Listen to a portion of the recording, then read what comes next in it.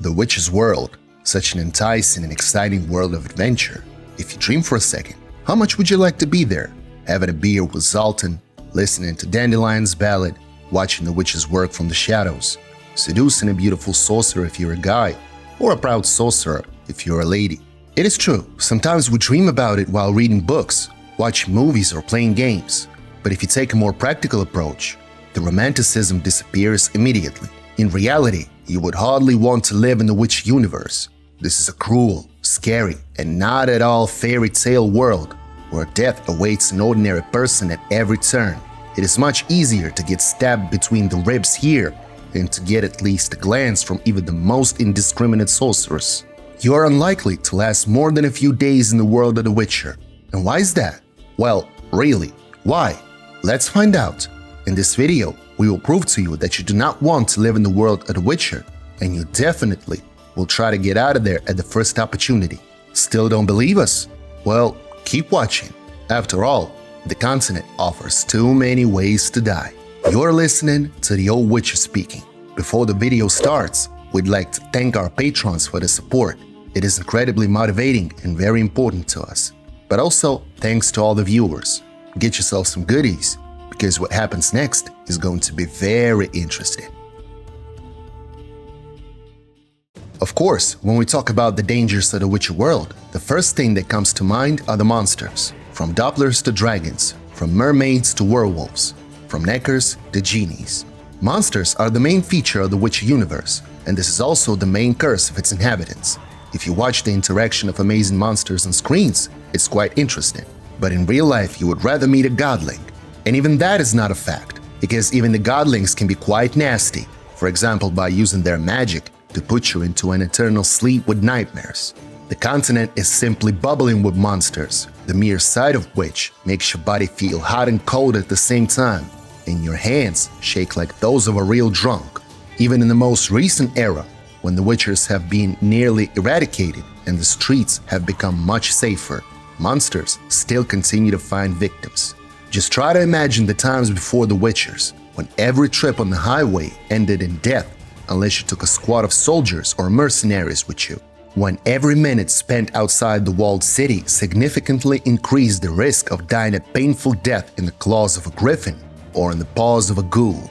Imagine a world where you can't go to the graveyard because deadly ghosts will appear at any moment, where any careless word can turn into a deadly curse and the cursed person will be haunted to death by an evil spirit or demon, where you can't just walk through the forest because behind every tree a werewolf, a leshen, or some other horrible monster might jump out and kill an unwary traveler, where a good friend you have known for a long time can sneak into your house at night and kill you, drink your blood, because he's a vampire hiding under the guise of an ordinary person, where fairy tales about ugly creatures waiting in the night do not frighten children.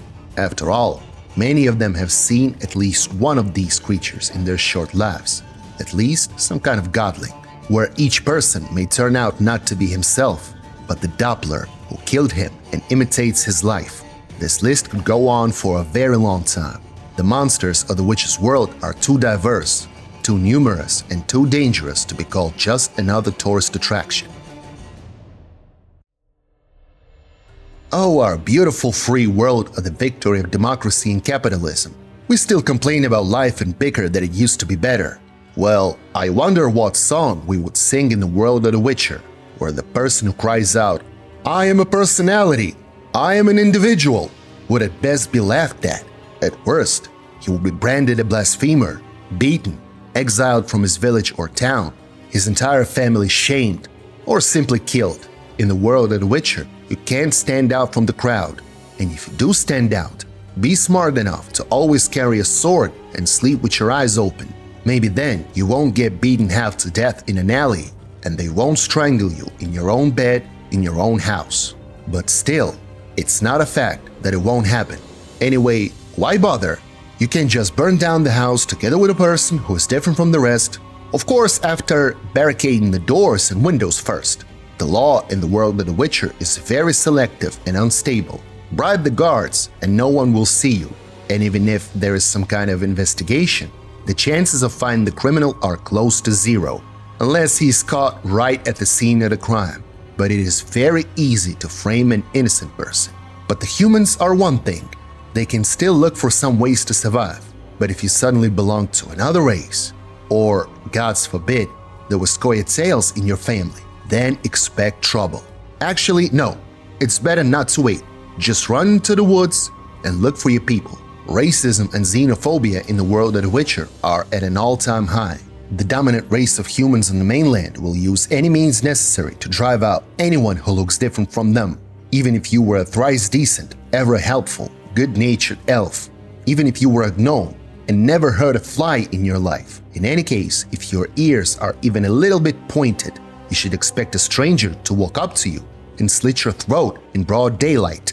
He'll just walk away and he won't even be punished. Be prepared for chaos when a crowd of people brutalized by racist prejudices will slaughter your entire family, burn down the houses of all your relatives and friends, and reveling in the righteousness of what they have done, they will simply walk away, and none of the murderers will be punished. Never. Humans don't even need a formal reason. They just indiscriminately mowed down hundreds of elves and dwarves overnight, regardless of gender or age. They were just tired of their miserable lives and needed to take their anger out on someone. Yes, there are certain non-humans who try to get along with the dominant race. They accept the rules and build their own businesses, their own private lives.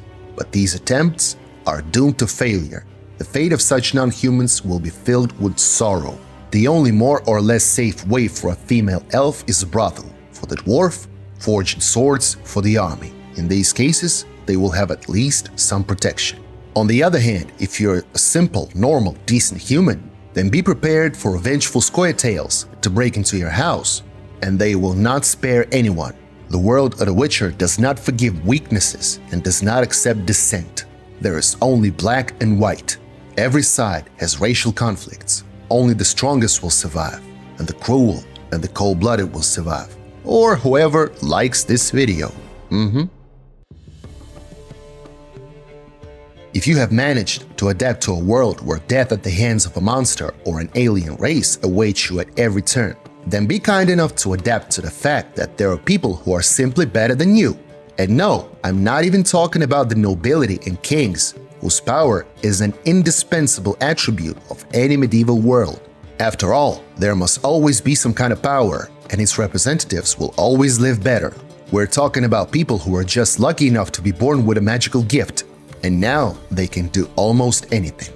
Want to add a few hundred years to your lifespan? No problem. Make yourself look beautiful? Easy as pie. Build yourself a castle or a palace? Just give it some time. Don't like cloudy weather? The clouds will disperse in a moment. Most wizards treat ordinary people like dirt on their boots. At best, they simply pay no attention to the problems of ordinary people, even though many of them could be solved in a few days. But the biggest problem with them is, of course, their power. Magic is a tool, and the sorcerers who use it are another danger in the world of The Witcher. Just think about it. If the sorcerer is just in a bad mood and you happen to look at him the wrong way, he can just burn you right there. Literally, incinerate you. Of course, it almost never came to that. But the mere possibility of the accumulation of incredible power in the hands of an ordinary person is no less frightening than all those ghouls and dragons of yours. The sorceress did not like her lover. Fine, she could turn him into a stone figurine. If the war suddenly breaks out and you're a soldier on the battlefield, be prepared for a fiery meteorite to fall on your head. And then, no matter how skilled a fighter you are, no matter how much time you spend improving your skills, no matter what armor you wear, you still won't be good enough. You may even be the best on the battlefield, be able to kill 100 enemies, have gone through many battles, and definitely survive. In a confrontation with a sorcerer, none of this matters. You will die if the sorcerer wants you to. It's the same in ordinary life. Don't forget, the sorcerers are the same people with their emotions, sufferings, and all the other vices of an ordinary person. They can get angry, they can go crazy, they can overestimate their strength. And given the power in their hands, every misstep by a sorcerer means the death of a large number of people. Remember Alzur? On an ordinary day, he simply cast a spell the wrong way, and a huge tree fell on the city of Maribor, destroying the capital of the principality of the same name. and mowing down half of its inhabitants. It's as simple as that. So if you want to live in the world of the sorcerers, you must come to terms with one thought. To you, a sorcerer is godlike. If you want you to die, you will die. And you will die just like the sorcerer wants it. Just the way the sorcerer wants it. The worse people live, the more they need faith and religion. Considering what we have already said, you can imagine how much the people of the continent need a deity who can solve all their problems. In different states, different peoples have their own beliefs, but the most common religion has become the Church of the Eternal Fire. And the fanaticism of some of its followers has grown to such an extent that this belief has become yet another deadly problem in the world of The Witcher. The Church of the Eternal Fire, like everything else man has invented, was originally a purely benevolent belief designed to give the destitute hope in a world surrounded by death and darkness. But it gradually turned out into a repressive machine in whose ranks various sadists and bandits were able to carry out their favorite activities absolutely legally. Its followers began to interpret all the laws of the Church of the Eternal Fire in their own way, just like in case of any other religion. For example, the military formations of the followers of the Eternal Fire were initially called the Order of the White Rose and were called upon only to protect the Church, its priests and believers. Later, they were transformed into the Order of the Flaming Rose, which began to cruelly punish sinners, harass sorcerers, and eventually start a real, hidden, sometimes quite obvious, war against non-humans. That is, from defenders of the disadvantaged and the faithful, the army of the Eternal Fire became murderers and persecutors of blasphemers, and almost anyone can fall under the term heretic or blasphemer. Once again, everyone interprets the laws of faith as they see fit. As a result, one of the most powerful, if not the most powerful, religions on the continent was filled with sadists and murderers who hid behind the scriptures to commit terrible sins. If they even think you have done or said something against the faith, well, get ready for trouble. Trouble that will most likely lead to your death. For the common people follow the faith, and if you are declared a heretic, tomorrow your own brother will look at you with contempt, and he himself will throw a log to feed the fire on which you will burn. And to slander someone and to accuse an honest person of insulting the faith, it has become easier than ever. The Church of the Eternal Flame has made people stop trusting each other, and at any moment, someone who has taken a wrong step in the eyes of the Inquisition can become a heretic. Besides, the Order of the Flaming Rose started a witch hunt. And yes, we have said that magic is the fear of the common people, but the Inquisition decided to nip the sorcerers in the bud. Even if a simple country girl was found to have a magical gift, she would be in trouble. In the past, she would have been sent to a school for sorcerers, and a wonderful destiny would have awaited her. Now, the child who understood nothing was cruelly burned at the stake, and the crowd, brutalized by blood, only shouted with joy at such a spectacle. We are already silent about the non-humans whose hunt has been encouraged at the instigation of the Flaming Rose. The Church of the Eternal Fire brought even more cruelty and death to the world of the Witcher, filling it with even more fear and anger, and the faith itself became the main lever of inhuman, cruel, racist, and xenophobic propaganda, leading to more massacres, murders, and other atrocities. If you survived it all, like not making enemies in racial conflicts, getting killed by a random monster on the highway, having bandits break into your house, insulting the faith of Eternal Fire in any way, and crossing the path of a sorcerer, well, congratulations. Now all you have to do is survive another war. The world of The Witcher is never completely at peace. There are always at least some conflicts in it. We have already mentioned the race wars. Let's add to that the constant ups and downs on the borders of the kingdoms, the constant division of territories, sabotage and banditry that completely engulf the ravaged settlements. And of course, there's the military invasion of Nilfgaard, the Black War machine moving in from the south, leaving only death and scorched earth in its wake. Here you have two options. Either you try to live in cover and Pavis, or you join the army on one of the sides. Either way, you won't be able to live in peace. In the world of The Witcher, you cannot just build a house on the outskirts of town and quietly raise cattle and plow the fields. First, you have to be prepared to fight the bandits or pay them their tribute. Then be prepared to give all your possessions to the army, because the war has begun.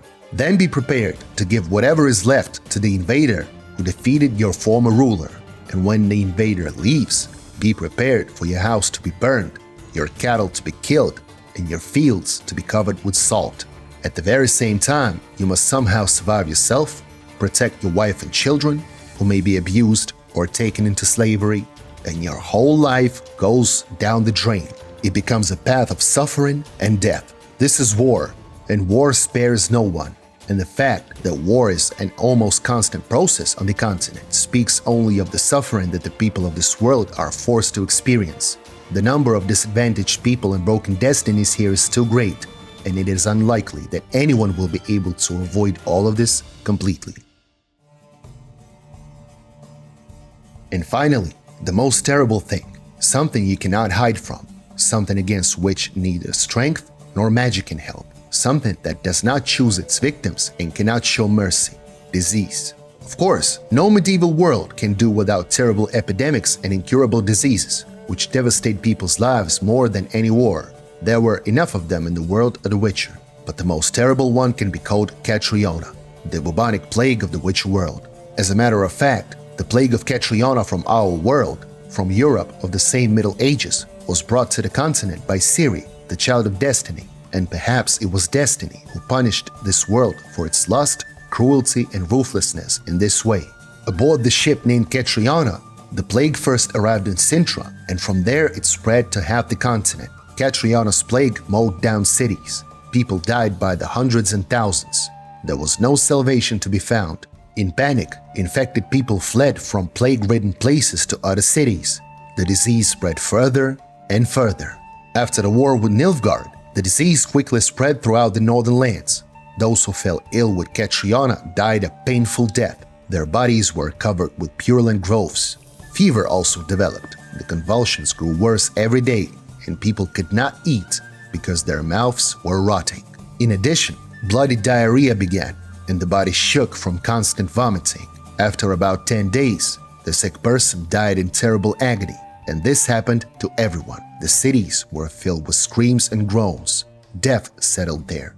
The doctors were powerless. So were the sorcerers. Catriona plague is the last and one of the most obvious reasons why you don't want to live in the world of The Witcher. Do agree that a date with Geralt of Rivia or trying to woo Triss Merigold is not worth it. Living in this world is like playing the lottery, and the chances to survive are as small as winning $1 million.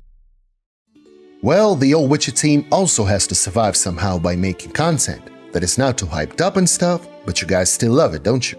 What other reasons do you have for not wanting to live in the world of The Witcher? Or on the other hand, are there even more reasons to go there? Write about it in the comments. If there are enough interesting possibilities, we might make another video in a similar format. The old Witcher team would like to thank all of you guys who support the channel with a tossed coin. Thank you guys. This is really important and heartwarming for us. In any case, press like, click the bell, and subscribe to the channel. Thanks to each and every one of you guys for watching, and see you soon when the old Witcher speaks once more.